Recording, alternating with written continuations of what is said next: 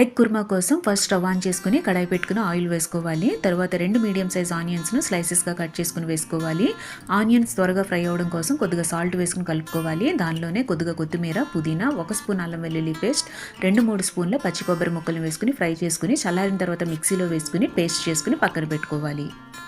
Next ఇదే కడాయిలో మరికొద్దిగా oil వేసుకుని 3 పచ్చిమిరపకాయలు, 3 లవంగాలు, 3 యాలకులు, చిన్న చెక్క, 2-3 బిర్యానీ ఆకులు, కొద్దిగా కరివేపాకు, మనం ముందుగానే మిక్సీ చేసుకున్న పేస్ట్ వేసుకుని పచ్చివాసన పోయేంత వరకు కూడా ఫ్రై చేసుకోవాలి.